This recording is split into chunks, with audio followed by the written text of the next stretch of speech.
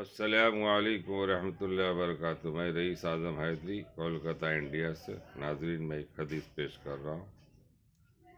حکایت صحابہ۔ حضرت علی رضی اللہ تعالیٰ عنہ کا ایک قبر پر گزر حضرت علی رضی اللہ تعالیٰ عنہ کا ایک قبر پر گزر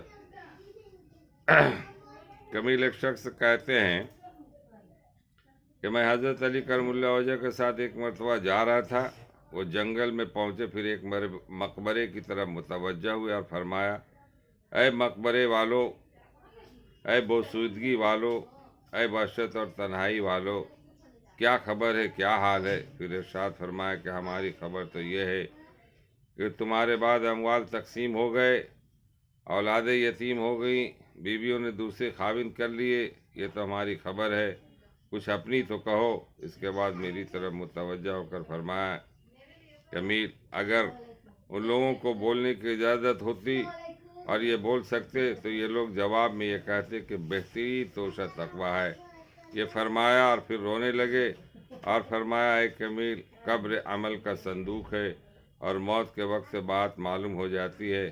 فائدہ: آدمی جو کچھ اچھا یا برا کام کرتا ہے اس کی قبر میں محفوظ رہتا ہے، جیسا کہ صندوق میں متعدد احادیث میں یہ مضمون وارد ہوا ہے کہ نیک اعمال اچھے آدمی کی صورت میں ہوتے ہیں جو میت کی جی بہلانے اور ان سے پیدا کرنے کے لیے رہتا ہے اور اس کی دلداری کرتا ہے، اور برے اعمال بری صورت میں بدبودار بن کر آتے ہیں جو اور بھی اذیت کا سبب ہوتا ہے۔ ایک حدیث میں وارد ہے کہ آدمی کے ساتھ 3 چیزیں قبر تک جاتی ہیں: اس کا مال، جیسا کہ عرب میں دستور تھا، اس کے رشتہ دار اور اس کے اعمال۔ 2 چیزیں، مال اور رشتہ دار، دفن کر کے واپس آ جاتے ہیں، عمل اس کے ساتھ رہ جاتے ہیں۔ حضور اقدس صلی اللہ علیہ وسلم نے ایک مرتبہ صحابہ رضی اللہ تعالیٰ عنہ سے ارشاد فرمایا کہ تمہیں معلوم ہے کہ تمہاری مثال اور تمہارے اہل و عیال اور مال و اعمال کی مثال کیا ہے؟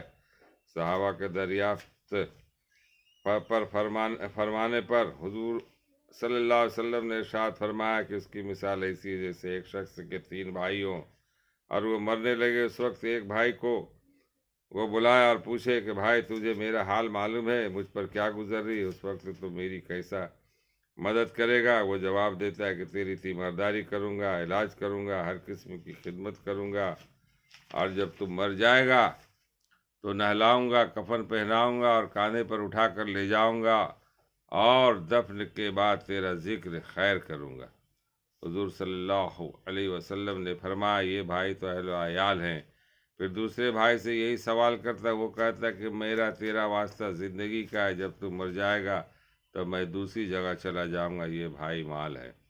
پھر وہ تیسرے بھائی کو بلا کر پوچھتا ہے، وہ کہتا ہے کہ میں قبر میں تیرا ساتھی ہوں، وحشت کی جگہ تیرا دل بہلانے والا ہوں، جب تیرا حساب کتاب ہونے لگے تو نیکیوں کے پلڑے میں بیٹھ کر اس کو جھکاؤں گا، یہ بھائی عمل ہے۔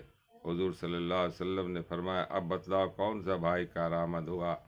صحابہ رضی اللہ تعالیٰ عنہ نے عرض کیا، یا رسول اللہ، یا رسول اللہ، یہی بھائی کارآمد ہے، پہلے 2 تو بے فائدہ ہی رہا۔ اللہ تعالیٰ ہم لوگوں کو پڑھنے اور سننے سے زیادہ عمل کرنے کی توفیق عطا فرمائے۔ ہم لوگ جو بھی عمل کریں گے، اچھا یا برا، وہ قبر سے ہی پتہ چلنا شروع ہو جائے گا۔ قبر میں جو عذاب ہے، اللہ پناہ۔ کہا جاتا ہے حدیثوں کی سے یہ روایت ہے صحابہ کرام سے، حضور پاک صلی اللہ علیہ وسلم سے یہ روایتیں ہیں کہ جو قبر میں لوگوں کو جو ڈال کر لوگ چلے آتے ہیں، اس کے بعد جو ان کے ساتھ حساب و کتاب ہوتا ہے تو کہا جاتا ہے کہ جنت کے باغوں میں ایک باغ ہے اور دوزخ کے گڑھا میں ایک گڑھا ہے۔